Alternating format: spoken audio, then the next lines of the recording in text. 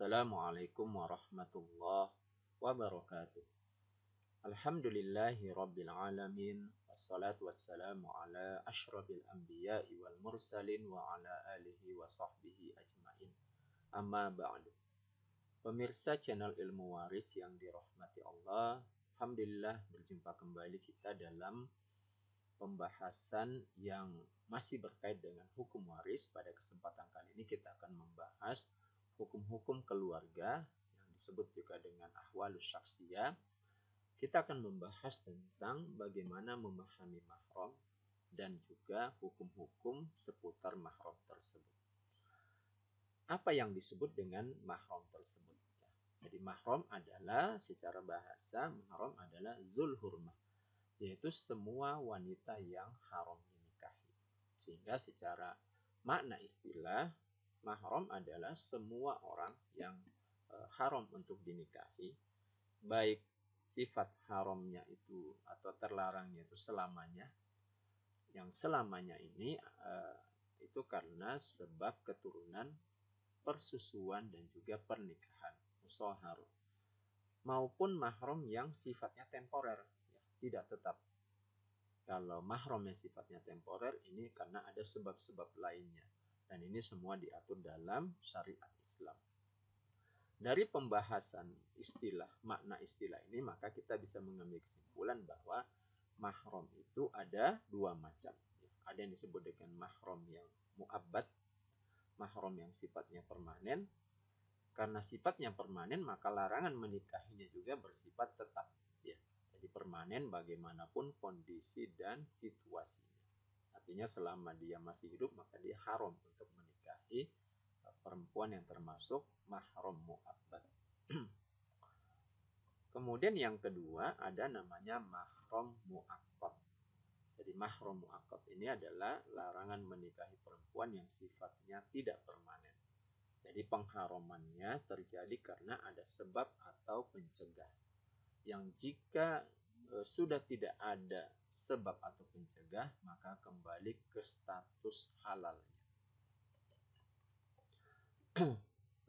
Untuk membahas tentang mahram, maka kita membaca dulu apa yang menjadi dasar pembahasannya, yaitu dalil dari Al-Quran. Yang pertama, surah An-Nisa ayat 22. A'udzubillahi minasyaitonirrajim. Bismillahirrahmanirrahim. Wala tankihu ma nakaha aba'ukum minan nisa'i illa ma qad salafa innahu kana fahishatan wa maqtan wa sa'a sabila. Dan janganlah kamu menikahi perempuan-perempuan yang telah dinikahi oleh ayahmu, kecuali kejadian pada masa yang telah lampau. Sungguh itu adalah sangat keji dan dibenci oleh Allah dan seburuk-buruk jalan yang ditempuh. Nah, ini dalil yang pertama. Kemudian berikutnya di surah An-Nisa ayat 23, hurrimat alaikum ummahatukum. Ya, jadi diharamkan atas kamu menikahi ibu-ibu. Lalu berikutnya wabanatukum, anak perempuanmu, ya. Kemudian wa akhwatukum, lalu saudara-saudara perempuan. Lalu wa ammatukum, ya. Ammah yaitu saudara perempuan dari pihak bapak atau ayah. Kemudian wa khalatukum, saudara perempuan dari pihak ibu. Lalu kemudian wa banatul akhi, anak perempuan dari akhi, saudara laki-laki. Kemudian wa banatul ukhti, saudara perempuan dari anak perempuan, wa banatul akhi, anak perempuan dari saudara laki-laki, ya. Kemudian wa banatul akhi, anak perempuan dari saudara perempuan, wa banatul ukhti, ya, anak perempuan dari saudara perempuan. Lalu kemudian wa ummahatukumul lati arda'nakum. Jadi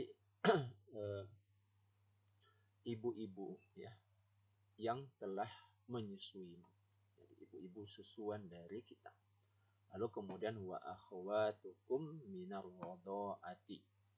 Lalu saudara-saudara perempuan yang satu susuan dengan kita atau dengan seorang laki-laki. Wa ummahatu nisaikum, lalu kemudian ibu-ibu daripada nisaikum, dari istri-istrimu, yaitu mertua ya, ibu mertua.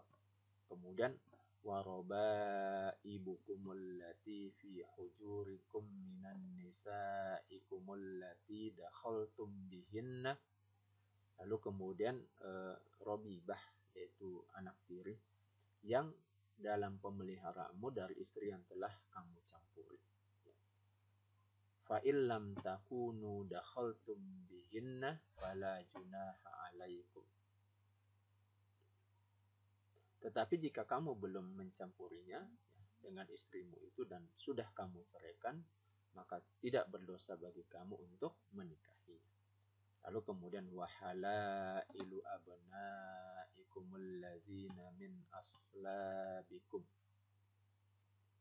Lalu kemudian dan juga diharamkan bagimu adalah istri-istri anak kandungmu, yaitu menantu. Lalu kemudian wa antajma'u bainal ukhtaini illa ma qad salafa innallaha kana ghafurur rahim. Lalu kemudian mengumpulkan dalam pernikahan dua perempuan yang bersaudara kecuali yang telah terjadi pada masa lampau. Innallaha, sesungguhnya Allah, kana ghafurur rahim, maha pengampun dan juga maha penyayang. Berikutnya adalah surah An-Nisa ayat 24. Wal muhsanatu minan nisa'i illa ma malakat aymanukum kitaballahi alaikum. Dan juga diharamkan bagi kamu untuk menikahi perempuan yang telah bersuami, kecuali hamba sahaya atau perempuan tawanan perang yang kamu miliki sebagai ketetapan Allah atas kamu. Oke, baik, kita coba bahas perincian daripada mahram yang telah disebutkan dalam ayat-ayat yang telah kita bacakan tadi. Pembagiannya yang pertama adalah mahram yang sifatnya permanen. Yang ini yang mu'abbad. Nah, mahram yang sifatnya mu'abbad permanen itu ada 4 macam. Yang pertama mahram karena nasab, kemudian mahram karena pernikahan yaitu musaharah, lalu persusuan ar-radha'ah, lalu kemudian menyatukan antara pernikahan dan persusuan. Kita bahas yang pertama adalah mahram karena nasab. Wanita yang haram dinikahi karena nasab itu ada 7 ya. Yang pertama adalah ibu. Ibu adalah yang dimaksud adalah ibu kandung, yaitu ibu yang melahirkanmu. Kemudian atau perempuan yang melahirkan daripada ibu kandung kita. Jadi kalau kita buat ilustrasi, kalau ada seorang laki-laki, yang pertama menjadi mahramnya adalah ibu yang melahirkan, itu ibu kandungnya. Lalu kemudian termasuk di atasnya adalah nenek, yaitu perempuan yang melahirkan ibu kita, dan seterusnya ke atas. Ya, kalau kita sambung, ibunya nenek dan seterusnya ke atas. Termasuk di dalamnya adalah ibu yang melahirkan ayah kita, atau kita sebut nenek dari jalur ayah. Jadi nenek yang melahirkan ayah kita. Dan juga semua usul perempuan yang ada di atas ini. Jadi semua perempuan, misalnya di sini nenek punya ibu lagi, ya, atau ayah punya kakek, ayah punya orang tua, bapak, kita sebut kakek di sini. Lalu kemudian kakek ini punya ibu. Nah, itu juga termasuk mahram. Maka semua perempuan usul yang ada di atas ini termasuk mahram bagi laki-laki. Kemudian yang kedua adalah anak perempuan. Nah, siapa yang dimaksud adalah anak kandung perempuan, anak yang lahir dari seorang laki-laki tersebut. Kemudian anak perempuan dari anak kandung, baik dari jalur anak laki-laki dan anak maupun anak perempuan, dan seterusnya ke bawah. Kalau kita buat ilustrasi, dari laki-laki ini lahir anak perempuan, kemudian cucu perempuan, ya, anak perempuan dari anak perempuan, dan maupun cucu dari jalur anak laki-laki, dan semua furu, ya, semua cabang perempuan yang ada di bawah ini. Jadi semua keturunan perempuan yang lahir dari anak perempuan maupun anak laki-laki adalah mahram bagi seorang laki-laki tersebut. Kemudian yang ketiga adalah saudara perempuan.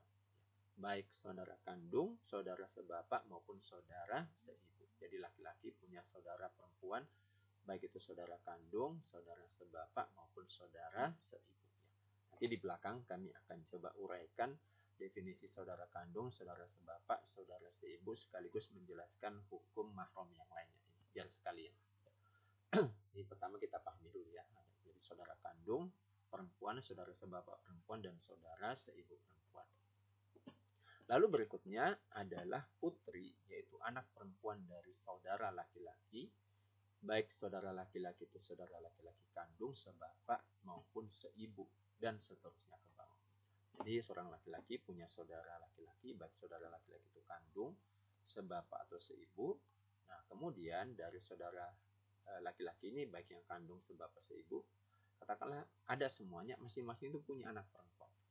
Maka semua anak perempuannya itu termasuk mahram bagi laki-laki ini, dan seterusnya ke bawah ya. Semua keturunan perempuan yang lahir dari saudara laki-laki ini termasuk mahram bagi laki-laki tersebut. Ini menjadi tentunya keponakan perempuannya dari saudara laki-laki. Berikutnya yang kelima adalah putri, yaitu anak perempuan dari saudara perempuan baik kandung, sebapak, seibu, dan seterusnya ke bawah. Jadi dari saudara perempuan ini ya, baik yang kandung, sebapak maupun seibu, lalu kemudian lahirlah anak perempuan. Maka semua anak perempuan yang lahir dari saudara perempuan itu termasuk mahram bagi saudara laki-lakinya. Jadi saudara laki-laki ini punya saudara perempuan, lalu kemudian dari saudara perempuan ini lahir keturunan perempuan, ya, maka semua keturunan perempuan ke bawah ini termasuk mahram. Ini adalah keponakan perempuan dari laki-laki ini dari saudara perempuannya. Kalau ini keponakan perempuan dari saudaranya yang laki-laki. Berikutnya adalah bibi. Nah, bibi ini ada dua istilah ya. Yang pertama bibi dari jalur ayah, yaitu bibi yang merupakan saudaranya ayah atau saudaranya bapak.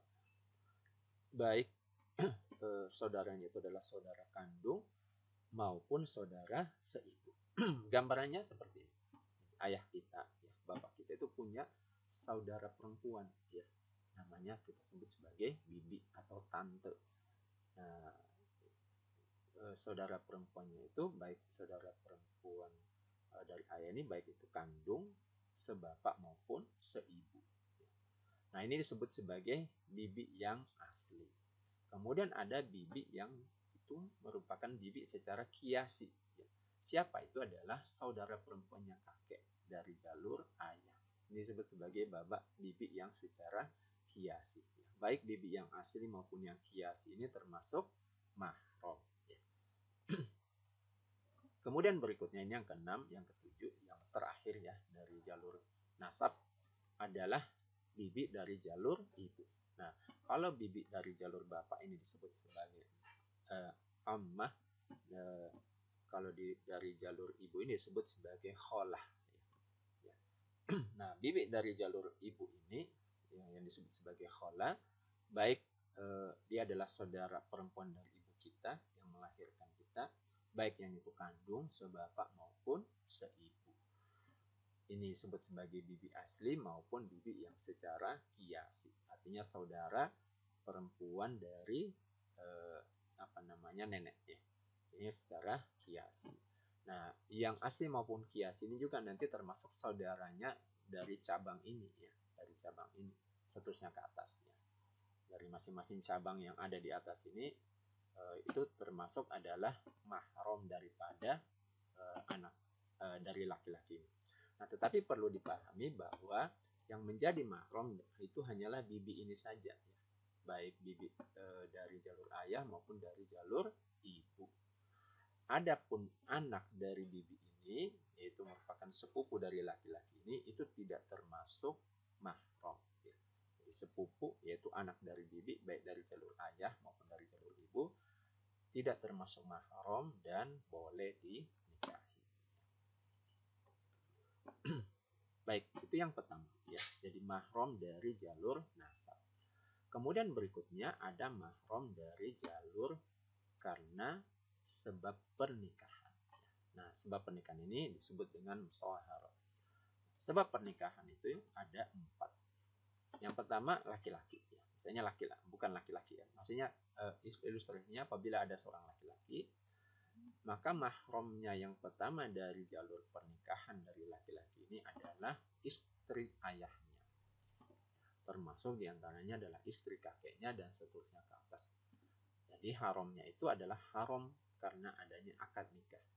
Baik sudah digauli, ya, baik ayah itu sudah menggauli istrinya ataupun belum, ya, termasuk kakek. Ya. Jadi ayah kita itu punya istri. Nah, istri yang dimaksud di sini itu adalah istri selain daripada ibu kandung kita. Jadi kalau ibu kandung kita itu adalah mahram secara nasab, maka istrinya yang lain, ya, selain ibu kita, misalnya dia memiliki istri kedua dan seterusnya. Nah, ini yang disebut dengan istri ayah tersebut. Nah, ini termasuk mahram. Nah, mahramnya itu sifatnya abadi, ya. Dan mahram itu karena ayah sudah menikah. Baik setelah menikah itu dicampuri atau tidak, ya. Kemudian termasuk istrinya kakek, ya. Nah, istri kakek ini yang dimaksud adalah tentu saja bukanlah dari istri yang melahirkan ayah kita, tapi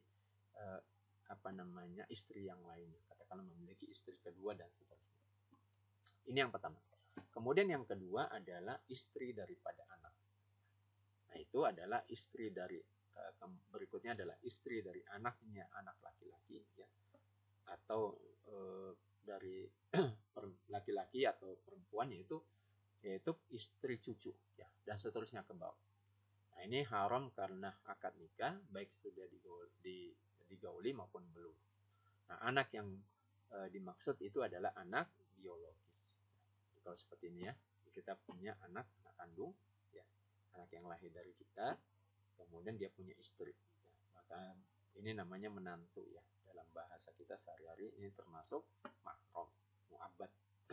Kemudian cucu kita, ya, cucu yaitu anak laki-laki dari anak laki-laki kita itu punya cucu, istri, ya, maka ini juga termasuk mahram, ya. Nah, kemudian disebutkan di sini baik dari jalur anak laki-laki maupun anak perempuan, ya. Misalnya di sini kita punya anak perempuan, lalu kemudian dari anak perempuan ini ada cucu laki-laki dari jalur anak perempuan. Nah, dari cucu laki-laki dari jalur anak perempuan ini kemudian punya istri. Nah, itu juga termasuk mahram bagi si laki-laki, ya. Nah, perlu dipahami bahwa yang termasuk mahram itu hanyalah istri dari anak secara biologis. Adapun istri dari anak adopsi, ya, jadi anak angkat, itu tidak termasuk mahram. Nah, kemudian yang ketiga adalah ibu mertua. Nah, siapa itu? Adalah ibu daripada istri, ya.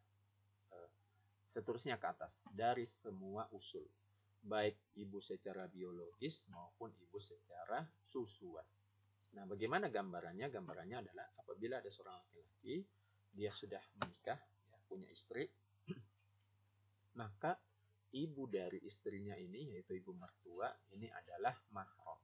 Baik ibunya itu adalah ibu biologis yang dia melahirkan istri ini, maupun istri ini dulu pernah menyusu kepada wanita lain selain ibu kandungnya. Maka ini juga menjadi ibu susuannya, termasuk menjadi mahram bagi laki-laki. Nah, kalau ini menjadi ibu mertua secara biologis, maka adapun yang menyusu ibu susuan dari ini menjadi ibu mertua secara susuan. Maka semua yang ada di atas ini menjadi mahram bagi laki-laki ini. Lalu berikutnya yang keempat adalah anak perempuan dari istri. Jadi anak perempuan dari istri ini yang dimaksud adalah jadi kalau misalnya seorang laki-laki, ya, punya istri, ya, kemudian istrinya itu punya anak bawaan. Nah, yang di sini itu adalah, jadi kalau yang mahram karena nasab itu kan di sini punya istri pertama, lalu kemudian lahir anak, maka anak ini adalah anak yang lahir dari laki-laki ini. Itu adalah kalau anak yang lahir dari istrinya ini dari sebab karena menikah dengan laki-laki ini, itu adalah anak secara nasab dari laki-laki. Nah, adapun anak perempuan yang disebut di sini yang disebut dengan ar-rabibah adalah laki-laki ini katakanlah menikah dengan seorang janda. Jadi istrinya ini katakanlah seorang janda, dan janda ini sudah membawa anak bawaan. Nah, anak bawaannya ini adalah anak tiri bagi bagi laki-laki ini. Anak bawaan inilah yang disebut sebagai robibah. Nah, anak bawaan ini atau robibah ini itu menjadi mahram bagi laki-laki ini dengan syarat bahwa laki-laki ini ketika menikahi istri ini yang di sini itu sudah dukhul, ya, sudah mencampuri istrinya, maka robibah atau anak tirinya ini menjadi mahram bagi laki-laki ini. Tetapi jika belum, maka tidak termasuk mahram, seperti ayat yang sudah kita bacakan tadi di awal. Nah, kita bacakan ayatnya. waroba ibukumul lati fi hujurikum minan nisaikumul lati dakhaltum bihinna fa illam takunu dakhaltum bihinna fala junaha alaikum. Jadi anak-anak perempuan dari istrimu, yaitu anak tiri yang disebut adalah robibah, yang dalam pemeliharaanmu dari istri yang telah kamu campuri. Tetapi jika kamu belum campur dengan istrimu itu dan sudah kamu ceraikan, maka tidak berdosa bagi kamu untuk menikahinya. Nah, ini dalil dari Al-Quran surah An-Nisa ayat 23. Oke, baik, kita lanjut. Berikutnya adalah mahram karena persusuan, ar-radha'.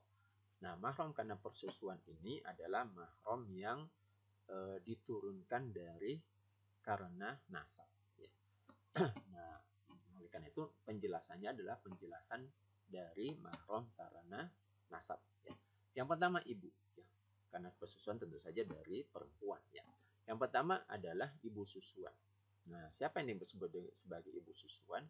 Ibu susuan adalah perempuan yang menyusuimu, yang menyusui seorang laki-laki, dan ibunya ke atas. Jadi ibu susuan punya ibu itu ke atas semua, termasuk mahram bagi seorang laki-laki yang menyusu pada ibu tersebut. Ke atas itu baik dengan nasab dan dengan susuan.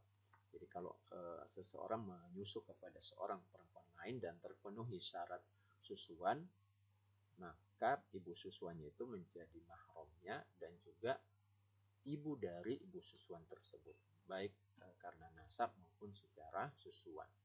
Nasab tentu saja ibu kandung dari ibu susuan tersebut. Ibu susuannya adalah kalau dia waktu kecil dulu pernah menyusu kepada perempuan lain, ya, dan terpenuhi syarat susuan, rukun dan syarat persusuan, maka dia juga mahram bagi laki-laki yang menyusu kepada ibu susuan. Ya. Jadi dirinci di sini ibu susuan bagi orang tuanya, ya. Kemudian serta ibu pemilik susu. Nah, ini maksud ibu pemilik susu adalah sahibul laban. Maksudnya adalah suami dari perempuan yang menyusui.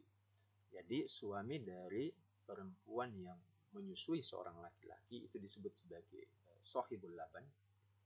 Nah, laki-laki ini akan menjadi bapak susuan bagi si anak.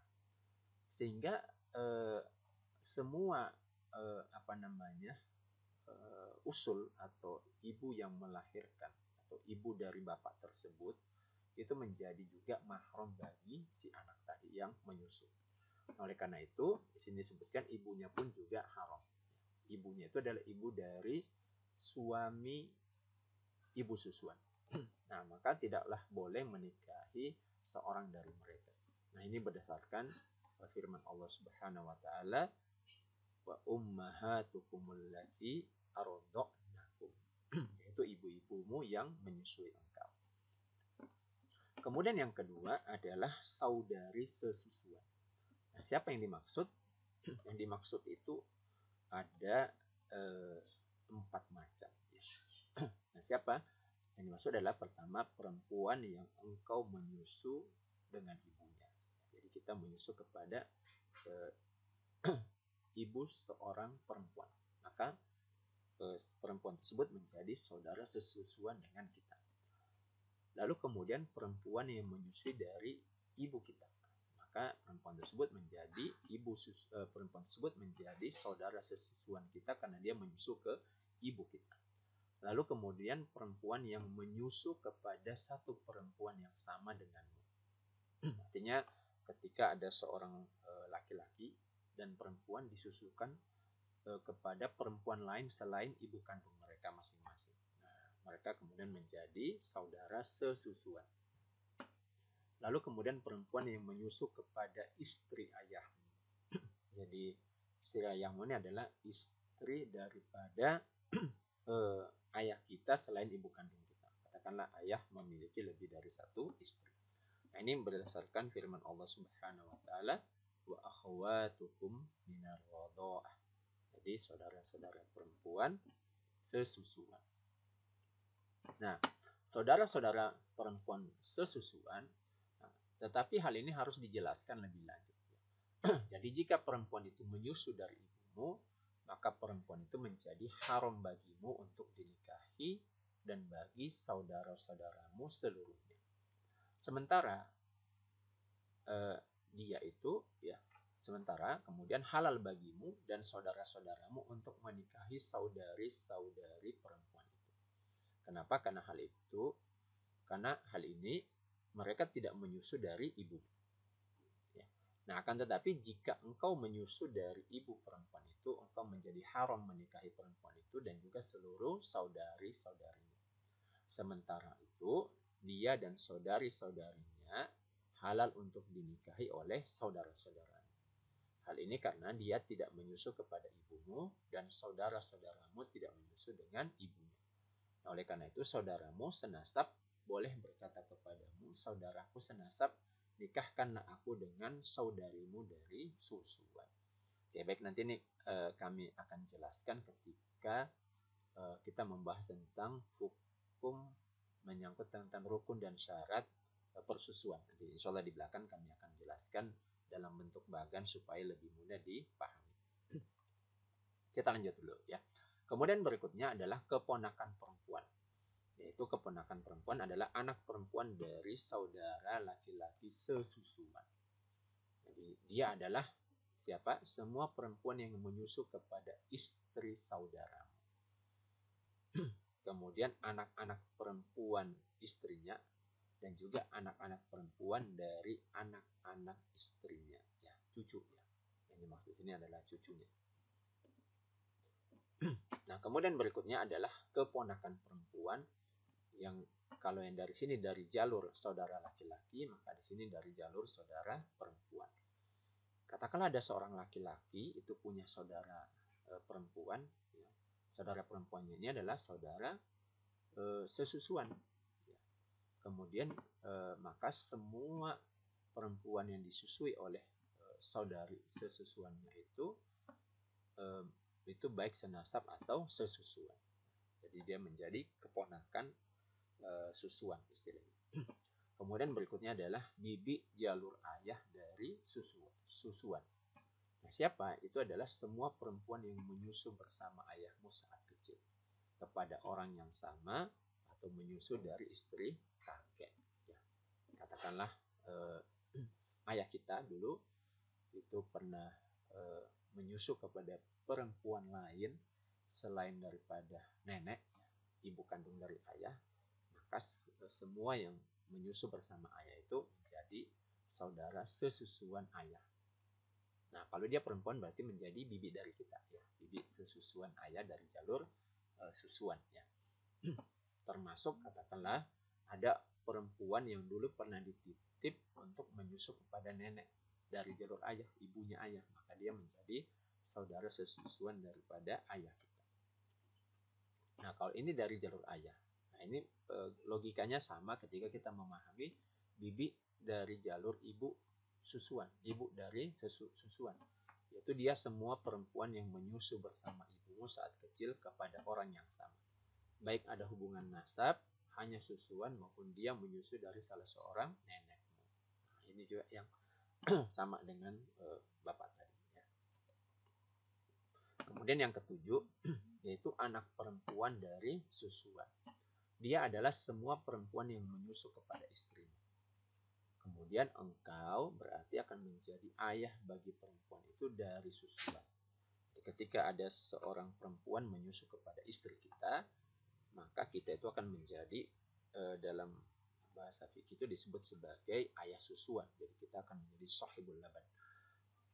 Demikian juga semua yang menyusu kepada istri anak laki-lakimu, mereka akan menjadi cucu susuan.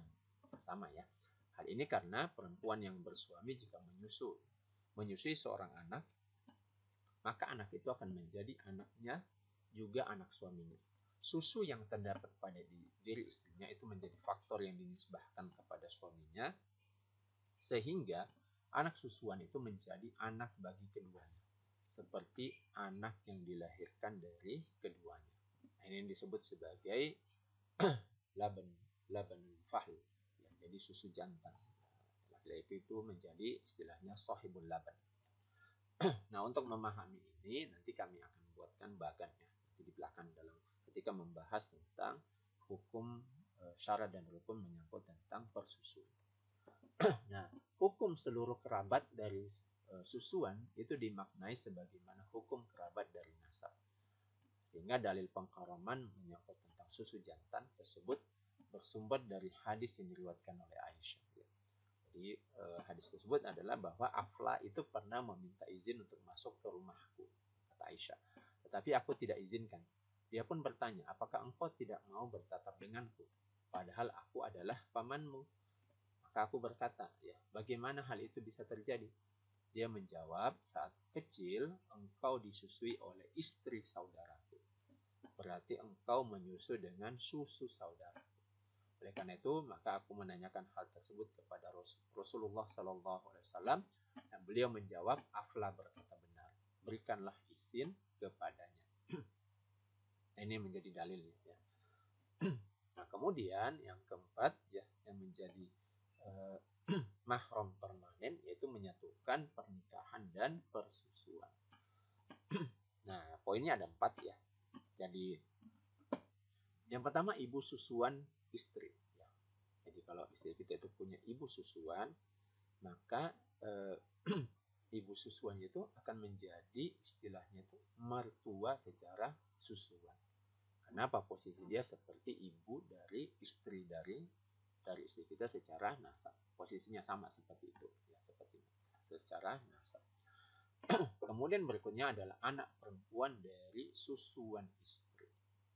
Ia adalah perempuan yang menyusu dari istrimu pada saat dia belum menikah denganmu atau setelah menikah denganmu. Jadi semua perempuan yang menyusu dari istri kita, baik sebelum menikah dengan kita ataupun setelah menikah dengan kita, maka anak tersebut menjadi anak susuan kita. Tentu saja kalau sebelum menikah ya tentunya menjadi anak tiri susuan ya. Dengan syarat istri, yaitu ibu susuan itu telah dicampuri oleh suami seperti pada hukum mahram secara nasab. Kemudian istri dari ayah susuan. Nah, dia adalah istri ayah yang engkau menyusu dari istrinya. Yang kedua. Kemudian dalam kondisi semisal seorang ayah mempunyai 2 orang istri.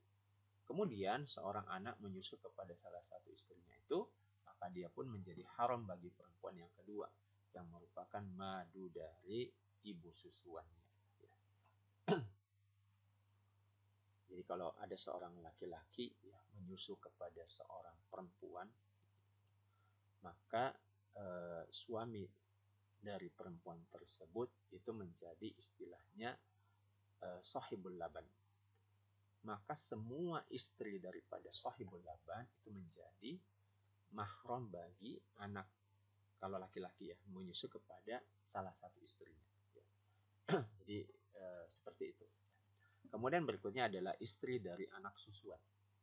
Nah, siapa? Dia adalah istri orang yang menyusu kepada istrimu saat dia kecil. Oleh karena itu perempuan tersebut menjadi menantumu dari anak susuan. yahrumu minar radha'ah ma yahrumu minan nasab. Jadi haram dari persusuan apa yang diharamkan dari nasab. Nah, keharaman pernikahan dengan sebab persusuan adalah pengharaman yang sifatnya permanen. Jadi dia mencakup perempuan ya sama persis dengan laki-laki.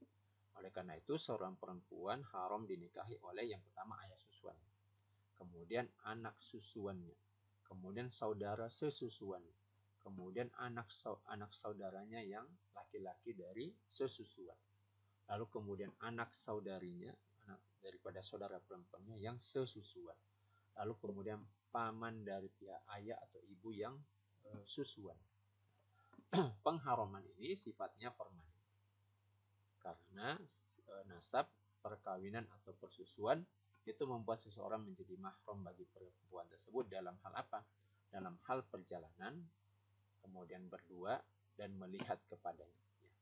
Ini hukum-hukum yang kemudian berlaku bagi seorang mahram. Ya.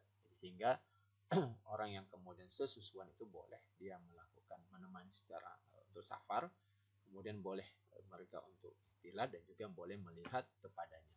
Nah, bagaimana melihatnya nanti kami akan rinci di hukum di belakang nanti. Nah, hal ini karena aktivitas tersebut haram baginya pada saat dia bukan mahram, sehingga dia pun menjadi mahram baginya sebagaimana ibu dan anak perempuannya sendiri. Jadi, seorang laki-laki itu boleh melihat perempuan yang termasuk mahramnya, baik dia itu muslimah maupun non-muslim. Ya, non-muslimah yang berpakaian rumah, dalam arti tanpa kerudung. Nah, seperti apa kebolehan bagi laki-laki yang termasuk mahram? Kebolehannya adalah melihat anggota tubuh wanita yang termasuk mahramnya berupa apa? Berupa rambut, kemudian leher, lalu tempat gelang tangan, yaitu pergelangan tangan, lalu tempat gelang kaki, yaitu pergelangan kaki, lalu kemudian tempat kalung, ya, leher tentunya, kemudian anggota tubuh wanita yang lainnya yang biasa menjadi tempat melekatnya perhiasan. Nah, ini bagi seorang laki-laki terhadap perempuan mahramnya. Lalu kemudian bagi seorang perempuan terhadap mahramnya yang laki-laki, yang bolehnya itu adalah dia melihat tubuh selain bagian yang berada di antara pusar dan lutut.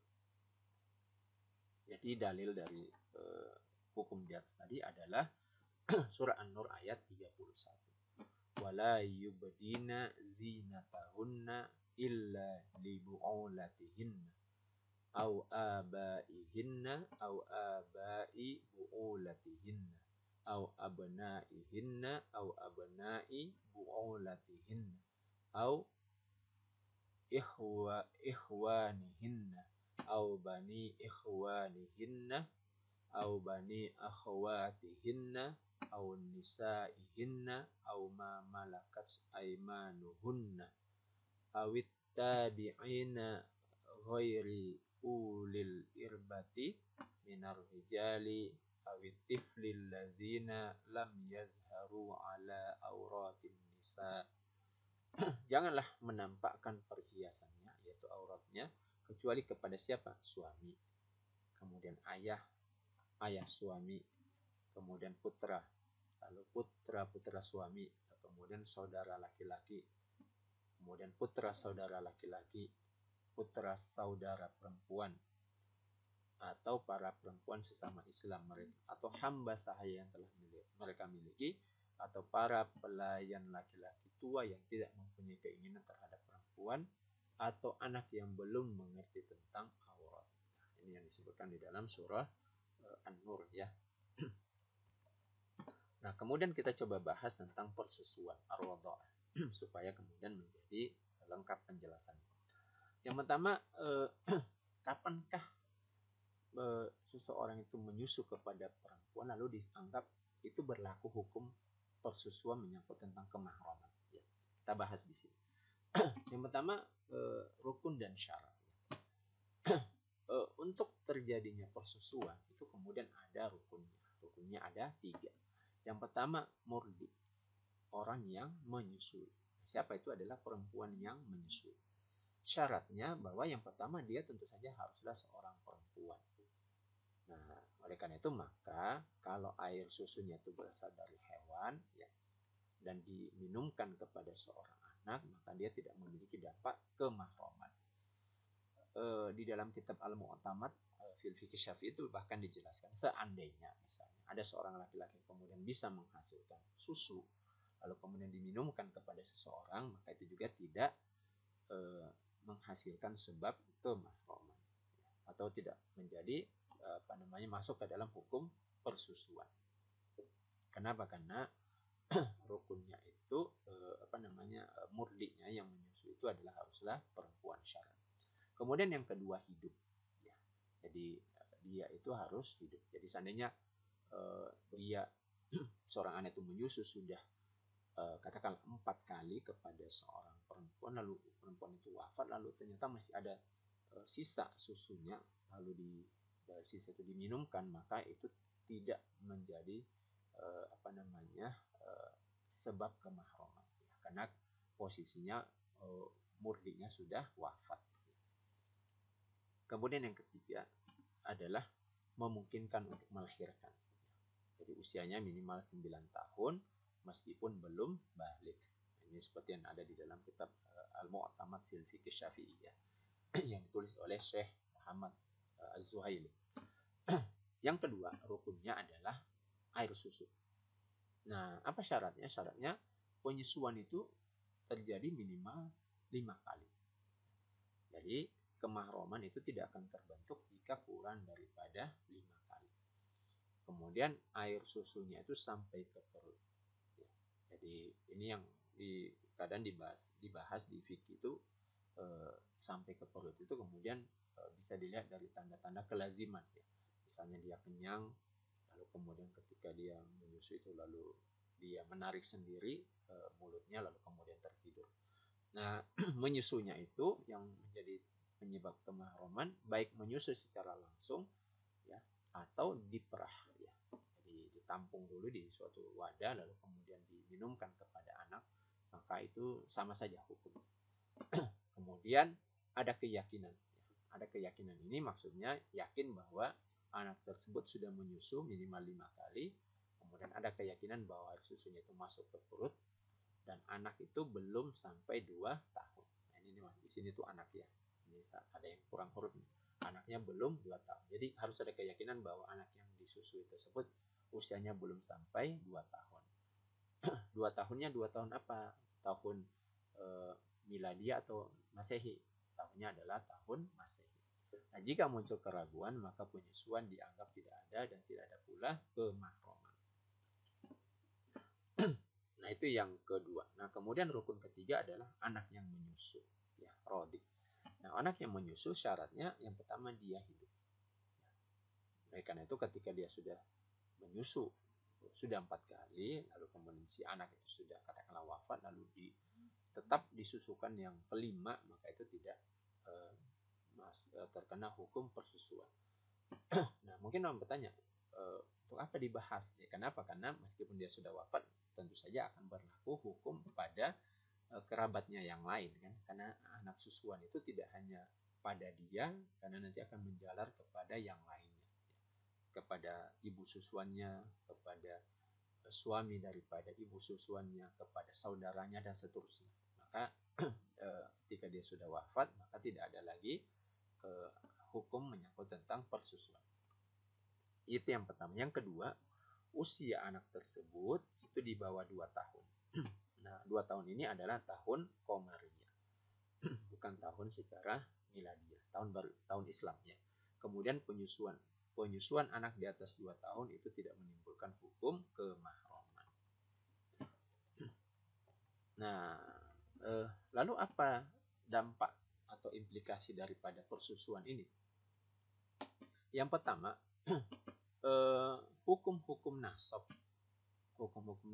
ya, hukum-hukum nasab yang tidak berlaku pada roda, tidak berlaku pada persusuan. Nah, ini perlu dipahami ya. Jadi hukum nasab yang berlaku pada persusuan itu adalah hukum kemahroman ya.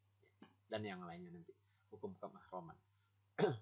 Tetapi ada hukum lain yang tidak berlaku. Apa itu? Yang pertama hak waris. Jadi anak susuan itu tidak mendapatkan waris dari ibu yang menyusuinya.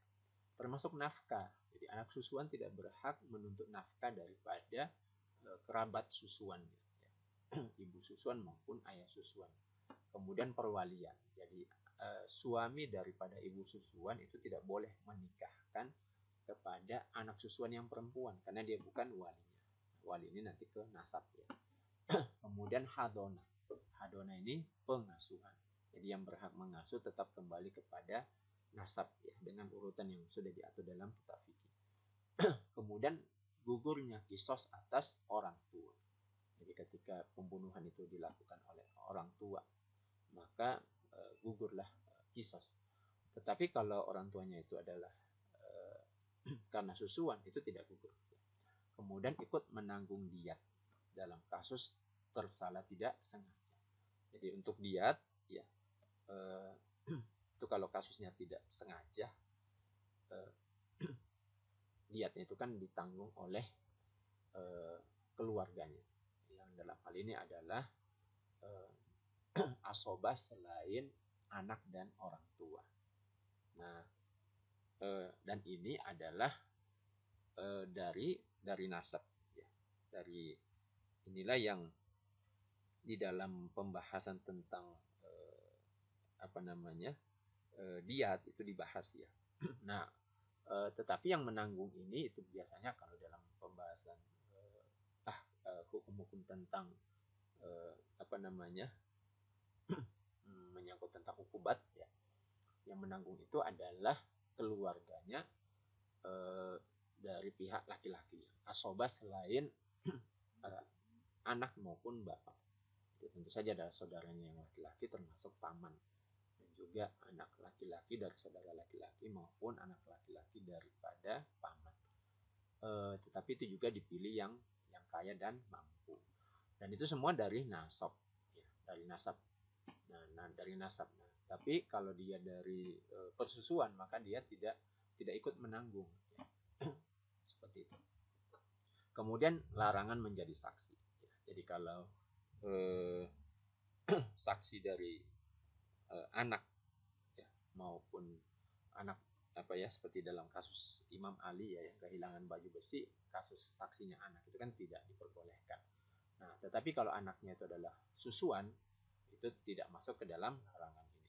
Kemudian had qazab. Qazab itu adalah menuduh orang lain berzina. Jadi kalau misalnya yang dituduh itu meninggal, maka ahli warisnya itu berhak untuk menuntut supaya hadnya itu tetap ditegakkan. Itu dicambuk sebanyak 80 kali. Nah, yang berhak itu adalah warisnya. Dari sisi tentu saja nasab, ya. Adapun yang susuan itu tidak termasuk di situ. Nah, itu hukum nasab yang tetapi tidak berlaku pada persusuan atau rodok. Kemudian persusuan itu membawa implikasi kehalalan untuk pertama memandang, kemudian berkhalwat, kemudian safar lebih dari 3 malam, lalu kemudian tidak batal wudhu karena bersentuhan, ya. Tetapi perlu dipahami bagi seorang laki-laki yang mahram terhadap laki-laki terhadap mahram perempuannya, itu tetap haram memandang dengan pandangan syahwat. Kemudian yang ketiga, kemahraman karena rodok, karena persusuan, itu seperti pada 7 kelompok yang haram dinikahi karena nasab. Itu sudah kita bahas tadi, ya. Kemudian kemahraman yang berlaku pada nasab tetapi tidak berlaku pada rodok, itu siapa? Yaitu pada usul, yaitu ayah, ibu, kakek, dan seterusnya ke atas bagi rodi, yaitu anak yang menyusu. Kemudian saudara laki-laki dan juga saudara perempuannya. Nah, penjelasannya seperti ini. Jadi ini juga menjadi penjelasan dari sebelumnya untuk memperjelas. Kami buatkan coba dalam bentuk bagannya. Nah, oleh karena itu fahal, yaitu sohibul laban, yang merupakan ayah susuan bagi rodi. Rodi ini artinya orang yang menyusu, boleh menikahi ibu kandung daripada rodi, ya, dan neneknya. kemudian saudara fahal yaitu menjadi amun ya, dan ammah bagi rodi, yaitu mahram bagi rodi. Kemudian ibu susuan atau disebut sebagai murdiah itu boleh menikah dengan ayah kandung daripada anak yang menyusu kepadanya, anak secara nasab, kemudian kakek dan saudaranya. Kemudian saudara kandung rodi itu boleh menikahi murdiah, orang yang menjadi ibu susuan, dan juga anak perempuannya. Lalu kemudian saudara perempuan kandung nasab rodi itu boleh menikah dengan saudara laki-laki sesusuan daripada rodi. Lalu kemudian istri kedua sahibul laban beserta anak-anaknya menjadi mahram bagi rodi. Nah, penjelasannya seperti ini kami buatkan bagannya biar mudah dipahami. Misalnya ada seorang laki-laki, dia posisinya adalah suami. Kemudian ada seorang perempuan bernama B, posisinya adalah istri daripada A. Nah, kemudian A dan B ini dari pernikahan mereka mempunyai 3 orang anak. Namanya 1 laki-laki, kemudian 2 perempuan, lalu 3 dia seorang laki-laki. Nah, kemudian di keluarga yang lain ada seorang istri namanya C dan beserta suaminya namanya D. Mereka ini dikaruniai 3 orang anak namanya 4, 5, dan 6. Ya, 4, 5, dan 6. 4 ini laki-laki, 5 laki-laki, dan 6 perempuan. Katakanlah anak dari pasangan A dan B ini, anak ketiganya laki-laki, dia ini disusukan kepada ibu C. Ya. Maka posisi ibu C ini namanya murdiah, ibu yang menyusui, dan anak laki-laki 3, si 3 anak laki-laki ini yang nomor 3 itu disebut sebagai rodi. Rodi itu artinya orang yang menyusu kepada murdiah. Nah, bagaimana hukum yang terbentuk pada kondisi 2 keluarga ini? Hukumnya yang terbentuk adalah yang pertama, 3 ini sebagai rodi karena dia menyusu kepada murdiah ibu C, maka konsekuensi hukumnya semua anak yang lahir dari ibu C ini itu menjadi mahram bagi si rodi ini, bagi si 3. Maka 3 itu menjadi saudara sesusuan bagi 4, 5, dan 6. Ya.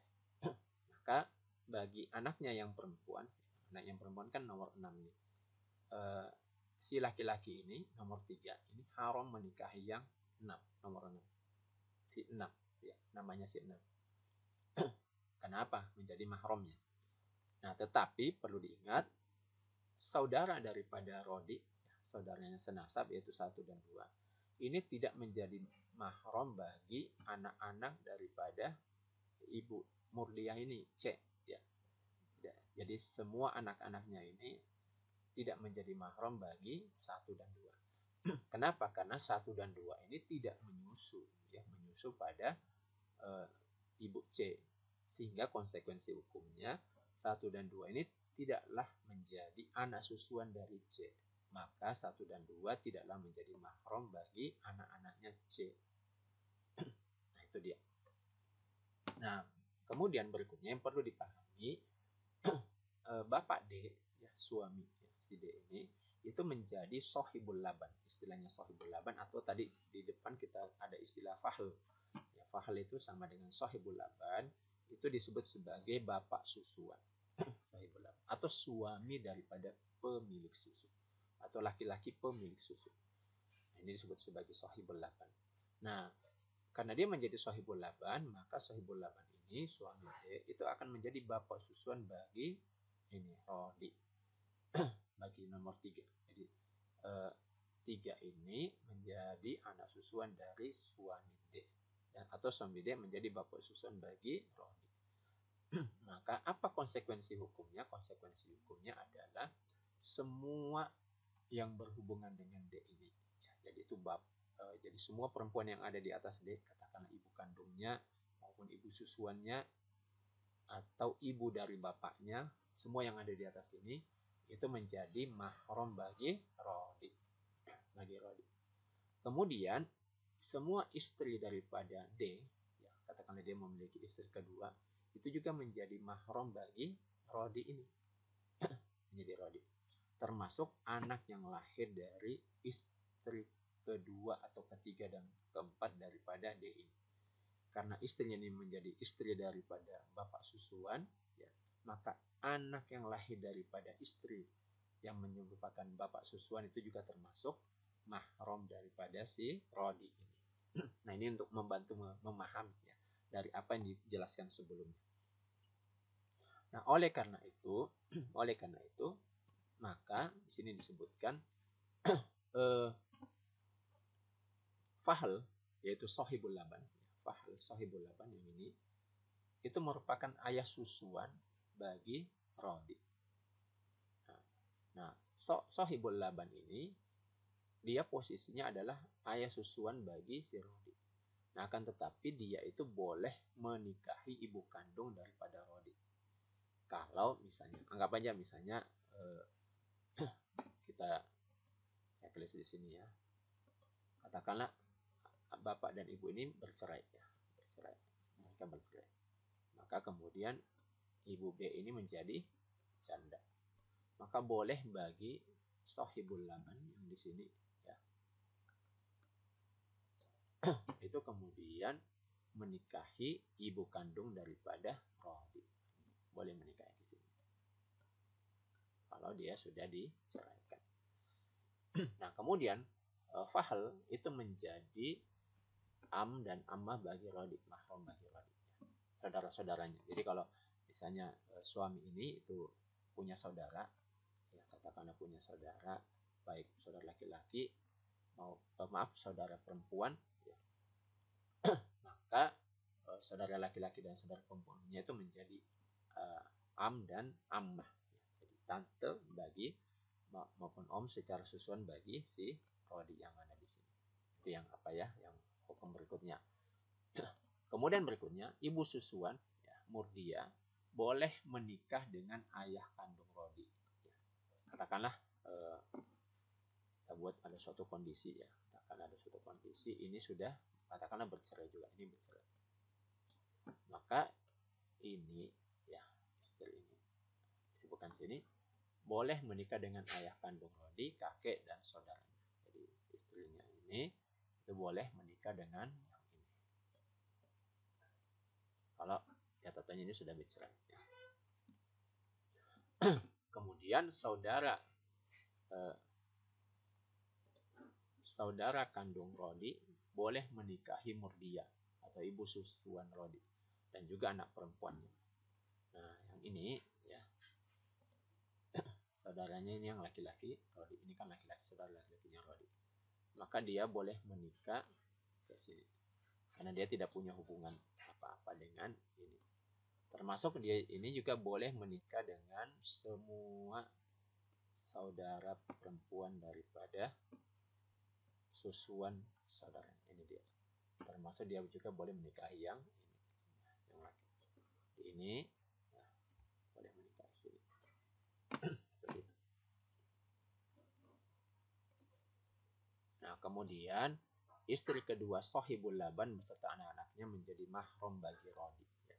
Jadi ini istri kedua itu menjadi mahram bagi ini Rodi dan juga anak-anaknya. Anak-anaknya itu adalah yang ini untuk mempermudah memahami yang sudah kami jelaskan sebelumnya tadi. Ya.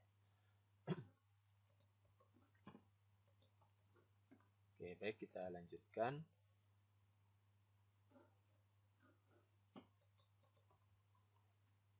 Berikutnya adalah mahram secara temporer. Kalau tadi itu mahram secara mu'abbad, secara tetap, sekarang secara mu'akkad. Mahram mu'akkad itu mahram temporer. Nah, mahram temporer yang pertama pertama kita pahami dulu definisinya. Jadi mahram temporer itu adalah keharaman yang tidak permanen. Namun pengharaman ini karena terjadinya suatu sebab atau pencegah. Oleh karena itu, jika sebab atau pencegahnya sudah tidak ada, maka hilanglah kemahraman itu dan kembalilah status halalnya. Kemudian sebaliknya, jika terjadi akad nikah sebelum hilangnya sebab yang mengharamkan atau sebelum hilangnya pencegah, maka akad itu menjadi tidak sah. Perempuan-perempuan yang diharamkan secara temporer, ya, untuk dinikahi itu terdiri dari 7. Jadi ada 7 golongan. Siapa mereka? Yang pertama. Yang pertama diharamkan mengumpulkan 2 orang bersaudari perempuan dalam satu pernikahan. Diharamkan menyatukan dari 2 saudari dalam satu pernikahan, baik keduanya itu saudara senasab maupun saudara sesusuan. Nah, ini perlu dipahami. Termasuk diantaranya adalah ketika kedua saudari itu dari 2 orang ayah yang berbeda atau dari satu ayah. Nah, 2 orang ayah yang berbeda berarti dia saudara seibu. Kalau satu ayah yang satu ayah berarti dia saudara kandung atau saudara sebapak.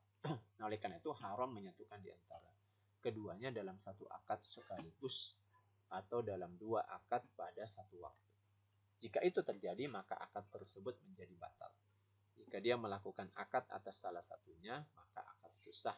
Kemudian ketika dia akad lagi dengan yang kedua, maka batalah akad yang kedua. Kemudian kalau yang pertama wafat, katakanlah istri pertama wafat, atau dia ditalak dengan talak raj'i dan selesai idahnya, maka halal baginya untuk menikahi saudara. Kenapa? Karena berdasarkan firman Allah Subhanahu wa taala pada surah An-Nisa ayat 23. Wa antajma'u bainal ukhtaini illa ma qad salafa. Innallaha kana ghafurur rahim.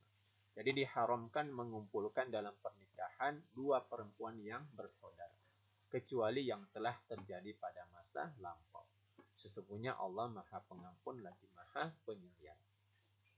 Kemudian, jika dia mentalak istrinya dengan talak bain, maka dia boleh menikahi saudara perempuan daripada istri yang ditalak tersebut, meskipun saat perempuan itu masih dalam masa iddahnya.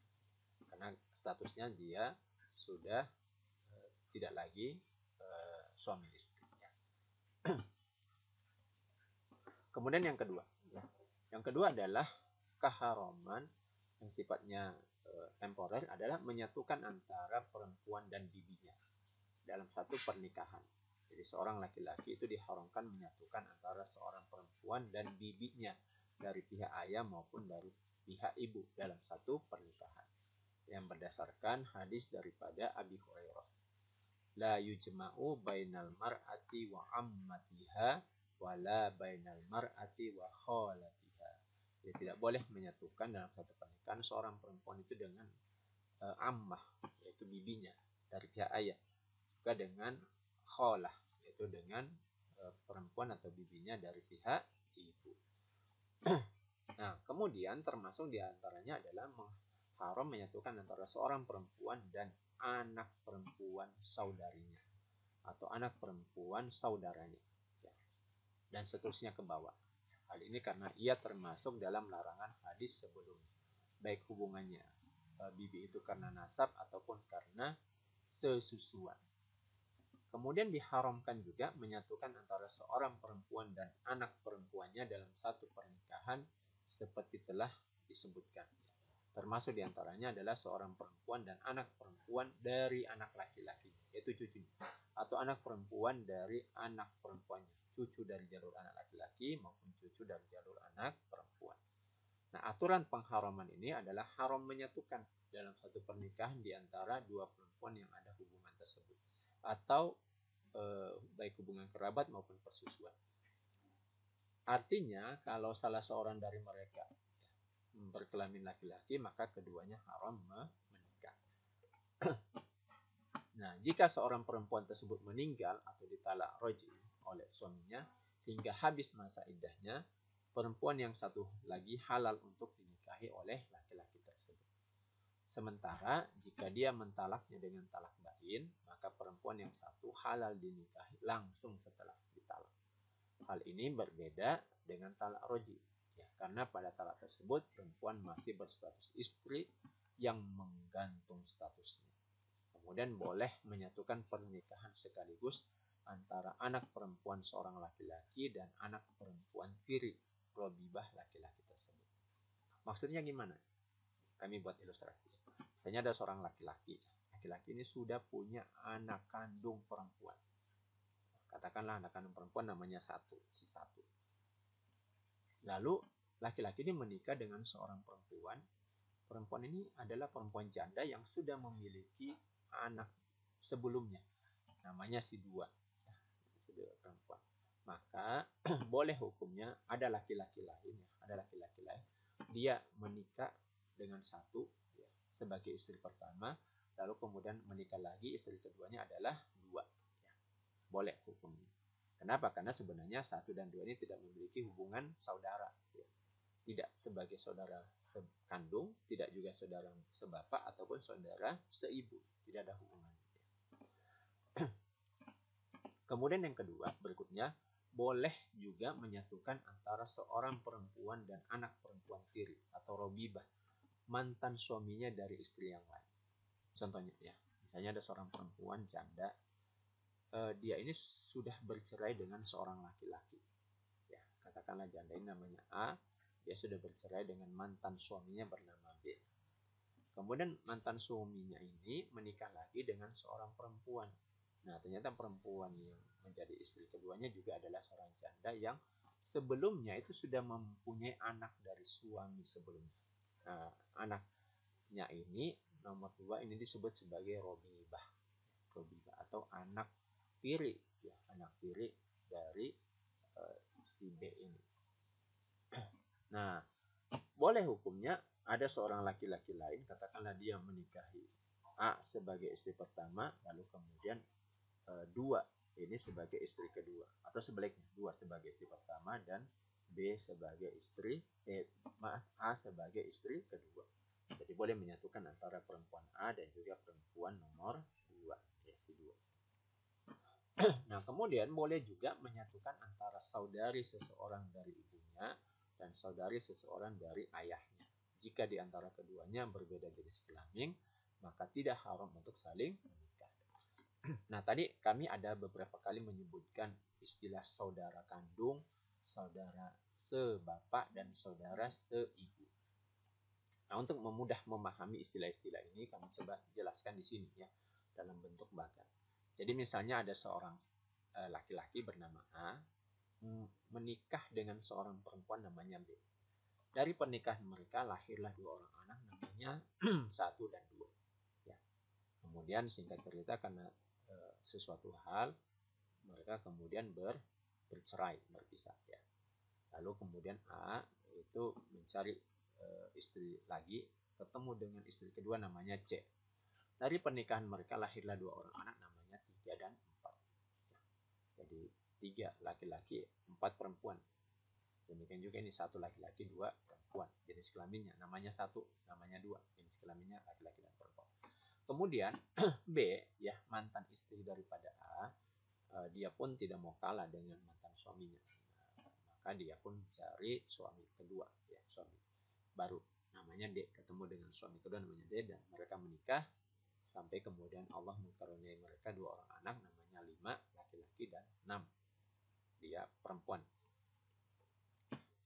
Dari pernikahan orang tua A, B, C, dan D di atas ini lahirlah 6 orang anak 1 sampai 6, di mana anak-anak ini di antara mereka terbentuk 3 hubungan saudara.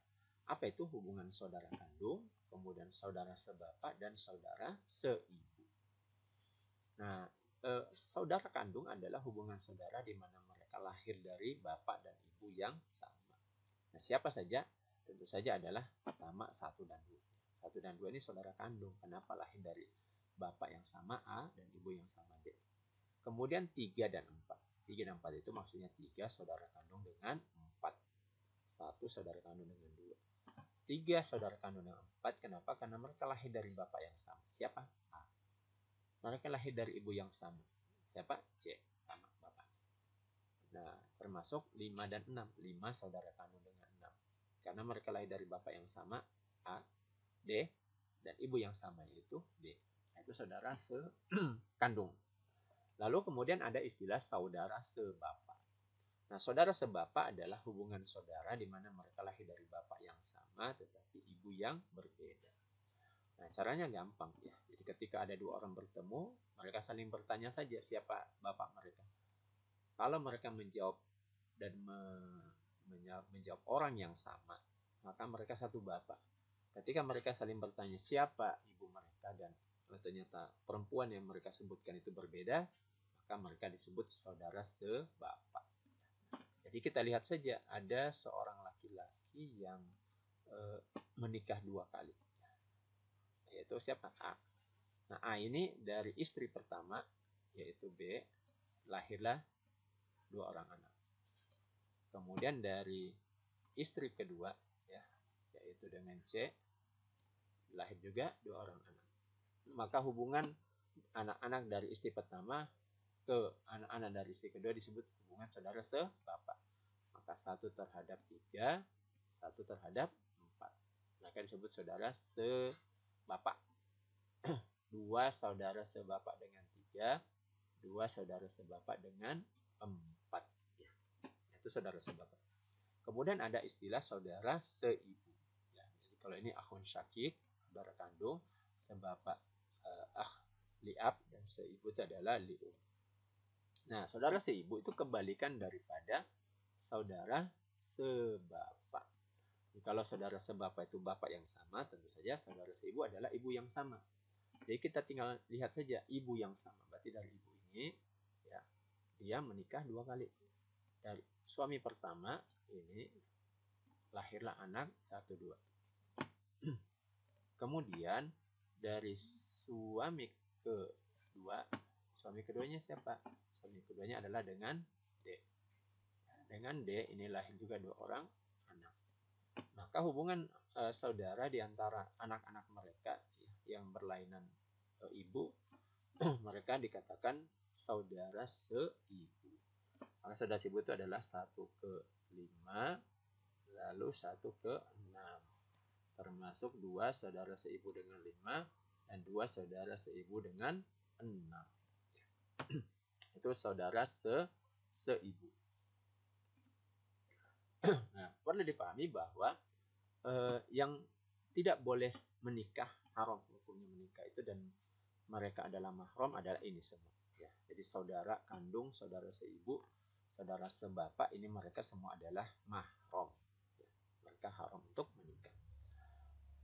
Nah, lalu bagaimana dengan yang disebutkan di sini, ya? Jadi boleh menyatukan antara saudari seorang dari ibunya dan saudari seorang dari ayahnya. Jadi dari ibunya, yaitu misalnya ini seorang nomor 1, ya. Saudari mereka dari pihak ayah adalah 4, ya. Ini saudari mereka dari pihak ayah. Kemudian saudari mereka dari pihak ibu adalah ini 6. Saudarinya dari pihak 6. Maka disebutkan di sini boleh, ya, seseorang itu menikah dengan menyatukan antara 4 dengan 6. Ya, meskipun 4 ini adalah saudara seibunya 1 dan 4 adalah saudara sebapaknya 1 dan 6 adalah saudari seibunya 1, ya. Tetapi itu kalau ditinjau dari 1.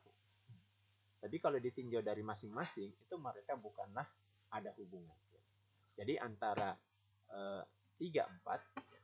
Jadi kalau kita gambarkan, ya, 3, 4 dengan 5, 6, ini mereka tidak ada hubungan saudara.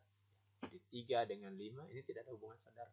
Jadi kalau kita tanya, misalnya apakah mereka saudara sebapak? Tinggal ditanya aja, bapaknya 3 dan 4 siapa? A. Bapaknya 5, 6 siapa? D. Berarti mereka lain bapak. Beda bapak.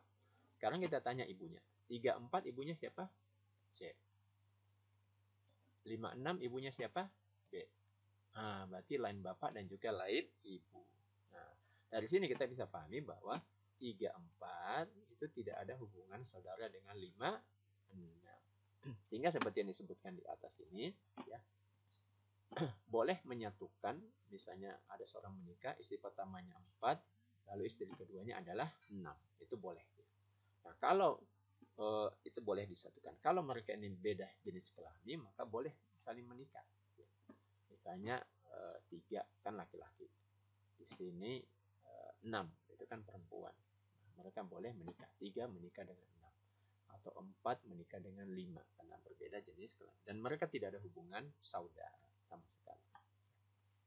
Oke, baik, ini yang dimaksud dengan penjelasan kalimat yang ada di atas. Nah, ini juga sekaligus menjelaskan pada slide-slide sebelumnya untuk memahami apa itu saudara kandung, sebapak dan seibu. Baik, berikutnya ya, yang haram secara temporer. Nah, haram secara temporer itu adalah jadi saya ulangi lagi ya, di sini tadi yang haram secara mu'abbad itu adalah secara temporer itu adalah menyatukan di antara saudara-saudara ini ya.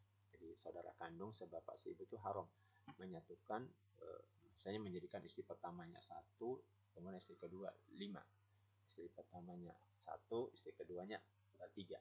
Tapi boleh kalau salah satunya sudah meninggal lalu kemudian menikah dengan yang kedua ya. Nah, itu yang disebut tadi, yang diharamkan itu saudara kandung, sebapak dan saudara seibu yang dikumpulkan. Tapi kalau yang di bawah ini itu mereka tidak ada hubungan saudara. Nah, kemudian berikutnya yang ketiga.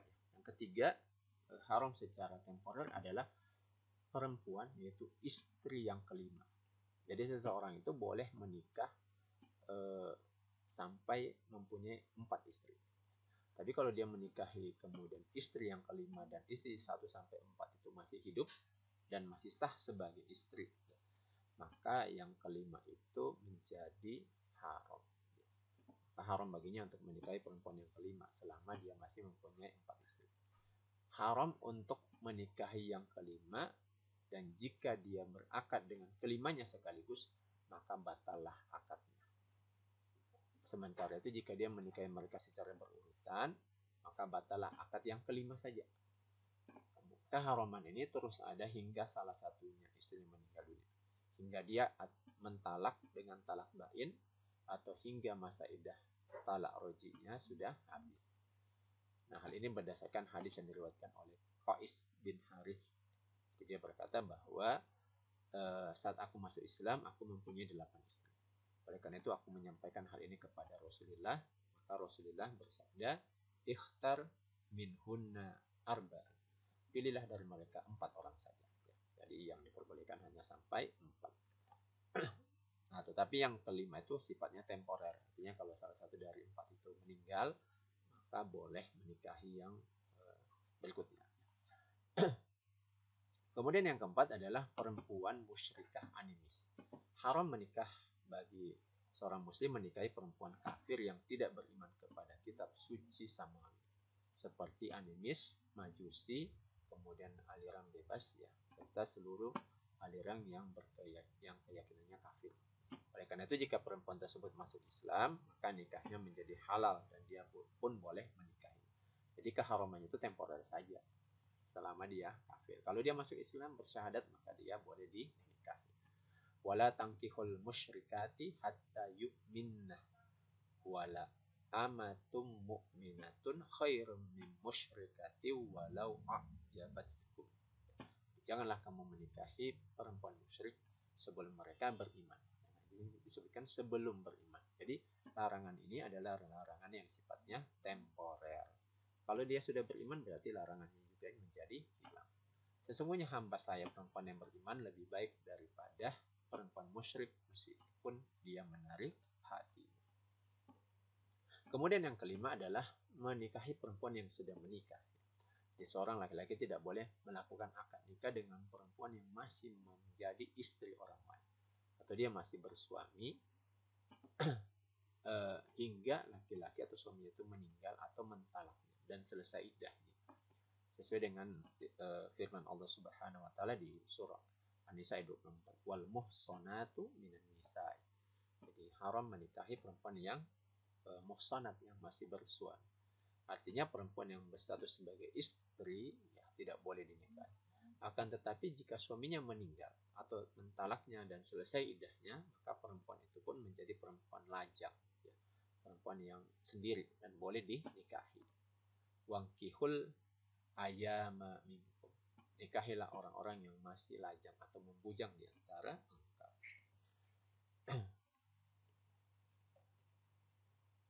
Kemudian berikutnya yang keenam adalah perempuan yang sedang iddah.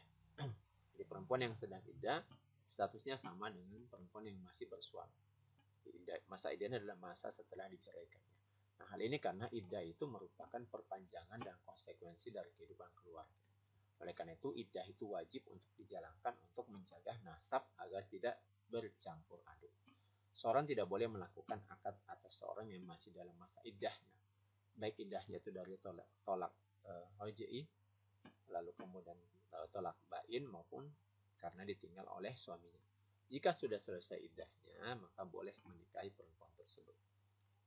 Jadi seperti dalam surah Al-Baqarah ayat 235, wala ta'zimu uqdatan nikah hatta yablughal kitabu ajalahu wa'lamu annallaha ya'lamu ma fi anfusikum fahzaruhu wa'lamu annallaha ghafurun halim.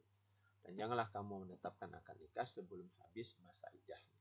Ketahuilah bahwa Allah mengetahui apa yang ada dalam hatimu, maka takutlah kepadanya dan ketahuilah bahwa Allah Maha Pengampun, Maha Penyantun.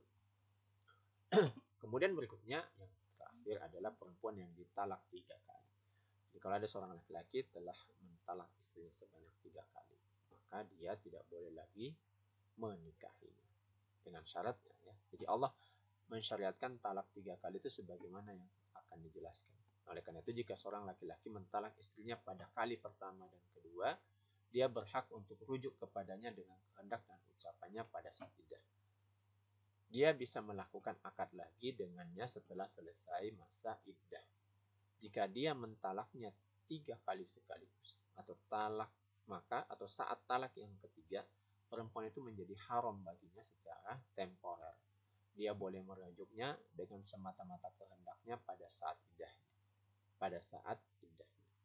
Nah, kalau ini dia adalah mentalaknya masih dalam masa iddah. Dan dia juga tidak bisa langsung melakukan akad pernikahan baru setelah iddah. Jadi jika dia mentalak 3 sekaligus atau pada kali ketiga, sehingga dia haram baginya secara temporer, dia tidak boleh rujuk kepadanya dengan keinginannya pada saat iddahnya. Dia juga tidak boleh melakukan akad setelah iddah hingga perempuan itu menikah dengan orang lain dengan nikah yang syar'i dan sahih, serta dicampuri ya, disertai dengan syarat berita pernikahan tersebut tersebar, kemudian perempuan itu ditalak oleh suaminya yang kedua dan selesai iddahnya. Jika hal itu telah selesai, maka boleh bagi suami yang pertama untuk melakukan akad nikah dengannya dengan akad pernikahan yang baru. Nah, seperti yang ada dalam firman Allah Subhanahu wa taala, fa in talaqaha fala tahillu lahu min ba'du hatta tankiha zawjan ghairah. Fa in talaqaha fala junaha 'alaihima ay yataraja'a in zanna ayyukima hududallah wa tilka hududullahi yubayyinuha liqaumin ya'lamun. Kemudian jika dia menceraikan setelah talak yang kedua, maka perempuan itu tidak halal baginya sebelum dia menikah dengan suami yang lain. Kemudian jika suami yang lain itu menceraikannya, maka tidak ada dosa bagi keduanya, suami pertama dan bekas istri, untuk menikah kembali jika keduanya berpendapat akan dapat menjalankan hukum-hukum Allah. Itulah ketentuan Allah yang diterangkan kepadanya kepada orang-orang yang berpengetahuan. Nah, itu tadi pembahasan menyangkut tentang mahram ya. Dan ini pembahasan yang sudah sangat rinci. Nah, untuk merujuk ya kepada buku-buku yang kami jadikan sebagai rujukan, silahkan kalau ingin membaca kembali, itu ada 3 buku yang kami jadikan sebagai rujukan ya. Pertama, kitab Al-Mu'tamad fil Fiqh Syafi'i yang ditulis oleh Syekh Muhammad Az-Zuhaili, kemudian kitab Nizamul Istima'i fil Islam yang ditulis oleh Syekh Taqiyuddin An-Nabhani, lalu buku kitab Fiqhul Islam wa Adillatuhu yang ditulis oleh Profesor Wahbah Zuhaili. Demikian, semoga bermanfaat, dan jika pemirsa sekalian ingin mendapatkan materi ini, silahkan di-download di deskripsi video ini. Demikian, semoga bermanfaat. Silahkan disebarkan materi yang ada di video ini maupun yang ada di materi slide-slide-nya, dan juga silahkan menyimak materi-materi yang ada di channel ini, baik menyangkut tentang hukum waris maupun hukum-hukum keluarga lainnya. Semoga bermanfaat. Assalamualaikum warahmatullahi wabarakatuh.